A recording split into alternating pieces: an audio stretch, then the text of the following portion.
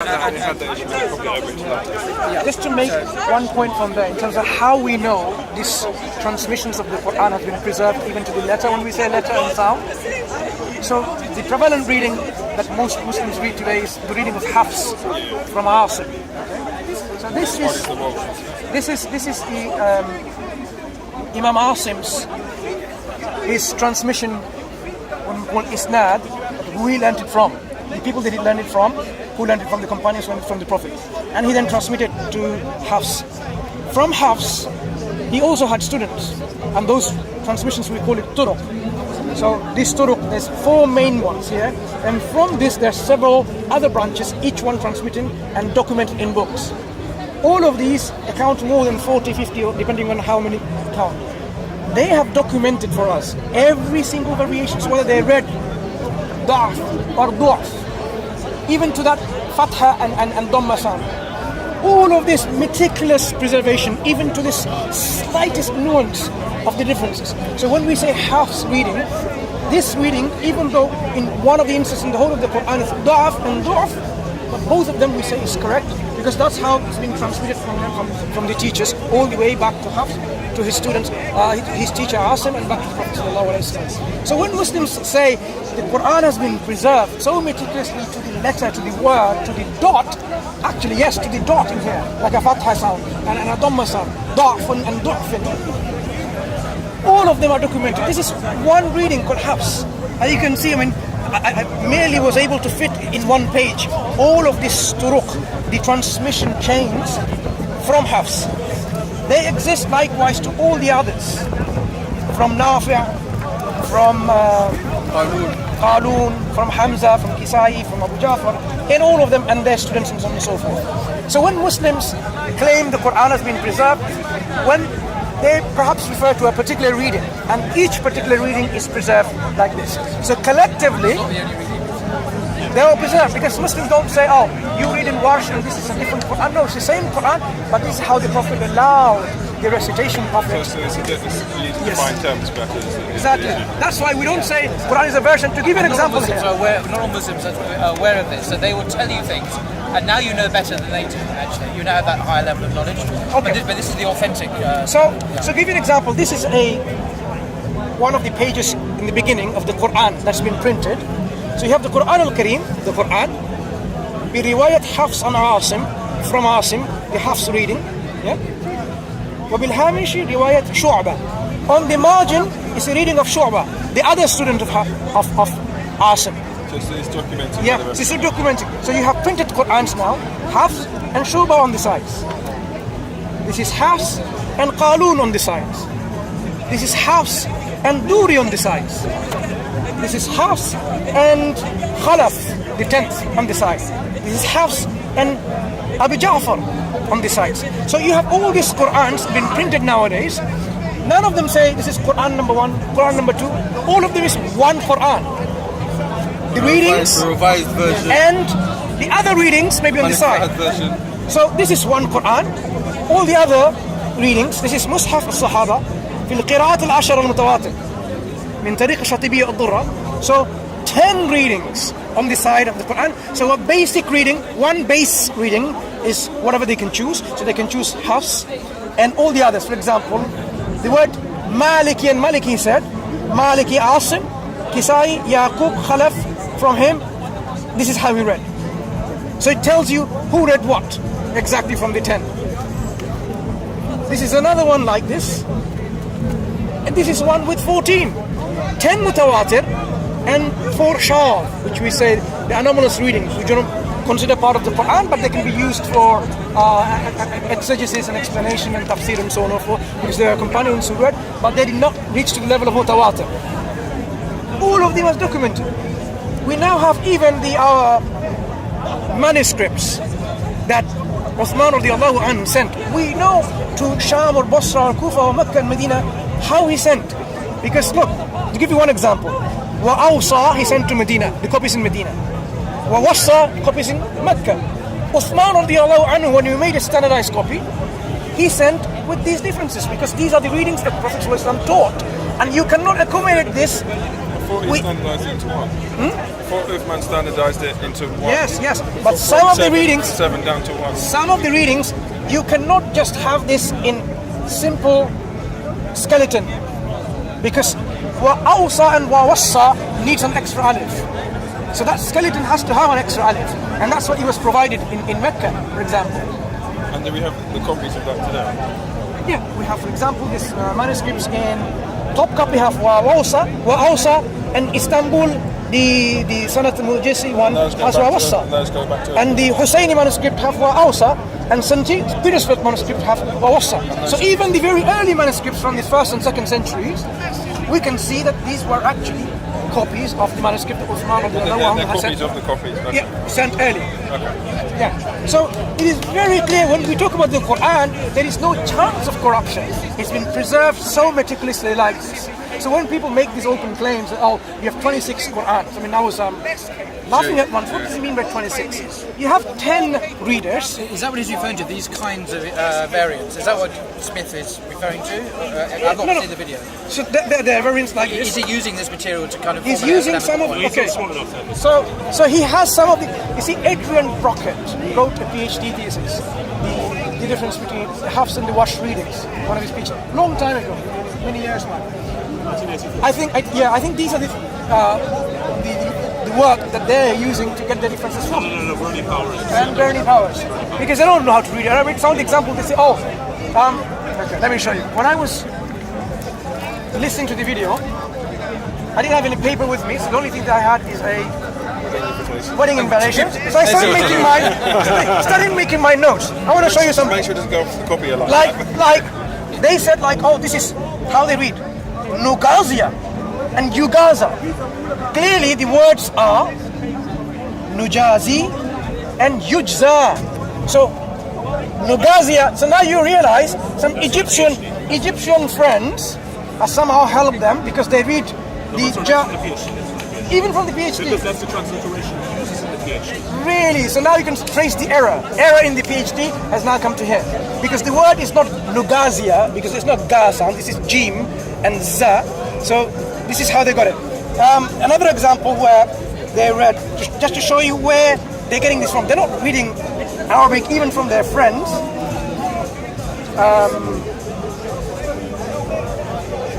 Itakizu. I'm exactly saying the way I'm sorry. Itakizu and Itakazu. But obviously these words are not like this. Ittakhadhu and Itakizu. You can clearly see they're reading from the transliteration in English, and they're saying, oh, this is how we read Arabic. So several examples like this, just to illustrate to you that their so-called discovery, that, oh, we've discovered this in 2016. Look, this is what he said. In 2016, we have to work that out by ourselves. This has already been done thousands of years before by the Muslims, all documented. They've written all of this in even poems, which have been transmitted as an aid to memorize all of the 10 readings. The examples that I gave you about some of them, we have even tables before he even came to know these differences. This is Hafs reading and Duri readings. Each word, whole of the Quran from the beginning to end has been tabulated. And it goes on for every single 10 readings. So he's saying, we are discovering every day, our research team, Hatun has got 1,300 differences, and we don't have time for all of them. We will be here all day going through all 26 of them for the lack of times. Let's just go through Hafs and WATCH. They don't have these differences. That's only because Adrian Brockett's on the table for them. Yes, they don't have these differences. They only have Hafs and WATCH, and this is what they have. So this is not a new discovery. This is common knowledge to Muslims who study this subject. Mansur, it's critical to note that Adrian Brockett, the source they're using at the end of his PhD, he discusses whether or not the differences alter the meaning whatsoever. And he says, no, they don't. He says conclusively, there's only one verse where the meaning could be slightly altered, but it doesn't alter theology in any way, nor is it contradictory. That's what matters, is the meaning is the issue. Yes. So as the brother already said earlier on, they enhance the meaning in their complementary. They never contradict. Because this is how the Prophet allowed the companions to read, and they passed on their reading to the students and to the students to the day. Where these examples I showed you how the different students even recited even the slightest differences, and they recorded for us, all of them. Whether it's ضعف or ضعف, even to that difference, and for all the readings. So we have now people who have transmitted with this change of transmission going back to all the way was the Prophet. In every Quranic schools when they memorize this. This is one example of a sister in her book who traces her isnad all the way back to the Prophet from Hafs min Tariq Rawdat al-Mu'dal or Hafs min Tariq al-Shatibiyya. If you were to read this, it's quite interesting how it is قرأت بفضل الله القرآن الكريم برواية حفص. I have read the Quran by the fadl of Allah, the blessings of Allah, in the readings of Hafs from Asim, and this is from this Madmun al-Kitab, in this kitab called Rawdat al-Huffaz, Abi Ismail Musa ibn Hussein al-Mu'dal, from the Tariq al-Fil and Zar'an, from his Sheikh. Now, Tariq, Zar'an, and al-Fil. So if we go back to the reading of Hafs we showed earlier on, this is Fil and this is Zar'an. These are how they read and the differences they had. The Turuq. From Hafs, from Asim, from Tariq of Hashimi, Abi Tahir, Al-Fil and Zar'an. So this sister read from them, through them, all the way back to Hafs, all the way back to the Prophet. Every single person who has got this permission or certificate or Ijaza of the Sanad, they list all of the teachers who learned. So she learned from beginning to end. From this teacher, على Sheikh Abdullah al-Muhib bin Muhammad Khair al-Barghouth, وذلك سنة. Okay, this is سنة in 1421 Hijri. Now it's 1437 Hijri. وأخبرني أنه تلقى رواية حفص من طريقين المذكورين وقرأ بهما القرآن كاملا على الشيخ, who said, who informed that his teacher read the riwayat, the reading of Hafs with these two turuq, two ways of reading, two transmissions, all of it from his Sheikh Ahmad Abdul Aziz Ziyad fil Medina Munawwara, in Medina Munawwara in the year 1412 Hijri. And it goes on, his teacher all the way back to the Prophet. Unbroken chain of transmission. You might think how, what's this relevance? But if you actually go, you learn the Quran from beginning to end, and then you read to your teacher from beginning to end, he has to meticulously scrutinize every single, even to this da'af or du'af, the a or the wu vowelization of this word. And then we'll say, I am happy, now I give you permission or ijaza that you can go and teach others. You will then have within your transmission history that you learn from your teacher all the way back to the Prophet. And when you teach the other students who memorize exactly the way you have taught them, letter for letter, sound for sound, vowels for vowels, and you are happy with the recitation, you could say, now I give you Ijaza certificate that you can go and teach. Then he will have you as his immediate teacher in his isnad. This is how the Quran has been preserved. There's no way Muslim can have any doubt about the preservation of the Quran. And this is not only one chain. Hundreds and thousands, countless numbers of chains, all the way back to the Prophet sallallahu alaihi wasallam. Can I risk of being slightly polemical, controversial? Yeah. Compare and contrast this with, say, the sayings of Jesus, which are absolutely central to a Christian's life. Jesus spoke in Aramaic, the language of his day. We only have records of his teaching in Greek, a completely different language. This is different today as modern English is Hebrew. It's a completely different family tree of languages. And then we have variant sayings in different Gospels. But these are just not the same meaning, but more or less the same statement in different words. They have different contradictory meanings, and scholars have discovered why they're contradictory meanings. Let me give you an example. In the earliest Gospel, Mark chapter 10, man comes to Jesus and says, "Good teacher, what must I do to inherit eternal life?" Jesus says, "Why do you call me good? No one is good but God alone." Now when I say Jesus says that, that's what the Greek says, but Jesus spoke in Aramaic, so Jesus never said those words in Greek, let alone in English. He said it in an entirely different language. We have the same incident, the same story in Matthew's Gospel, where it goes as follows. A man came to Jesus and said, "Good teacher, what good deed must I do to inherit eternal life?" Jesus says, "Why do you ask me about what is good? There's no one good but God alone."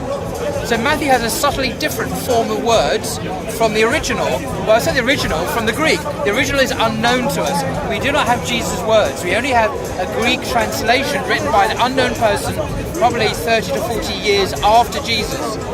In the original Mark, it says, "Why do you call me good?" Matthew has, "Why do you ask me about what is good?"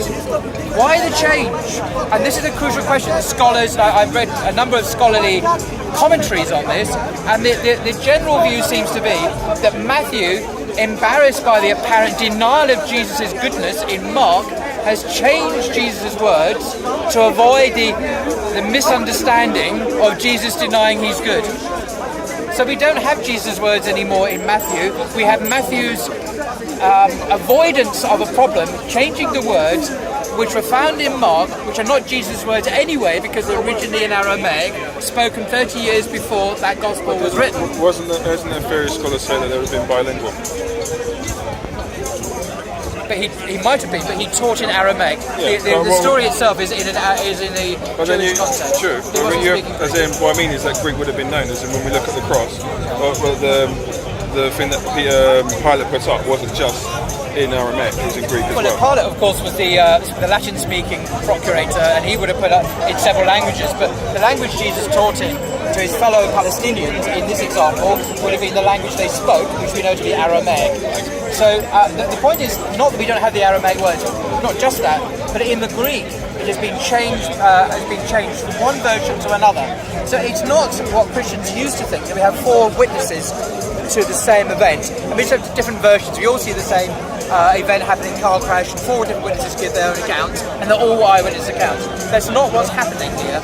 Scholars now know that Matthew and Luke are using Mark, and if you like, Matthew is Mark version number 2, and Luke is Mark version number 3.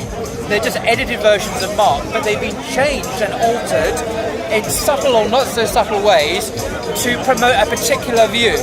And Matthew's view is to avoid all the apparent difficulties that we found in the earlier gospel, where Jesus denies that he's good, where he doesn't know things, where he loses his temper, for example, and other examples. Matthew smoothes those away deliberately and intentionally to present a slightly more polished and heightened version of Jesus. Now, so we're not dealing here anymore with different versions of the same thing. We're dealing with deliberately edited versions by a later writer to make a point. Isn't that the assumption of scholars, as opposed to proving that that's the case? No, it's not an assumption, because we know it. What evidence do we? Obviously, we have differences from Matthew and Mark, but what do we have that the assumption is that Matthew has sat down and changed it?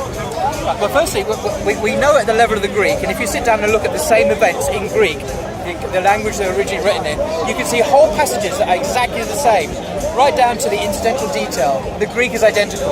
Clearly, someone is copying from someone. The only question is, who is copying from whom? Now, scholars have concluded, virtually everyone in the world has concluded that Matthew and Luke are copying from Mark for very good reasons, historical reasons. Because, let's say, example, the disciples, the way they're portrayed in the Gospels. In Mark's Gospel, they're portrayed as hard of heart. They don't understand Jesus' teaching. They just don't get it. For example, when Jesus is walking on water, he comes towards them, and in Mark's Gospel, it ends with the exclamation that they did not understand, their hearts were hardened. And this is how the disciples are portrayed throughout Mark's Gospel. You go to Matthew's Gospel, the portrayal is quite different. The disciples there become role models of Christian discipleship. These are guys now who have faith, who are no longer hard of heart. All this language is dropped, or mostly dropped, and in that particular instance, for example, where Jesus walks on water, the disciples are hard of heart, according to Mark, that is dropped, and in Matthew, they worship Jesus, and they're full of faith. So from a negative portrayal in Mark, you have a positive portrayal. Across the board, consistently, the disciples are now positively portrayed. And it's the same with Jesus. The negative, apparently negative incidents of Jesus are smoothed over. Why do you call me good? Becomes, why do you ask me about what is good? It's subtle changes. So you have to ask, which is more likely historically? That Matthew is the original gospel with a positive portrayal of Jesus and the disciples, and he thought, I don't like the sound of this. I'm going to make them into disbelieving, unbelieving disciples. And I'm going to add things into the positive portrayal of Jesus and make him sound to be doubting that he's... Doesn't make sense. a Christian writer would not deliberately downgrade and almost deprecate the disciples of Jesus. The other way around makes more sense. It makes more sense for Matthew to have heightened and erased and improved the version. Micro level differences. Yeah. But when we come into differences in the traditions of the manuscripts and the number of books, Yeah. the Catholics and the Protestants and the Egyptian Copts and so on, the number of books are different. So when we talk about preservation of the Quran, it doesn't matter who you are, every Muslims, they accept this 10 qira'at, which are mutawatir, and they accept all of them is from our Prophet sallallahu alaihi wasallam. It's not a competing version. Each one of them is Quran reading. But when it comes to the Bible, for example, it's not like this at all. Because you have now the Catholic and the Protestants. They don't say both of them are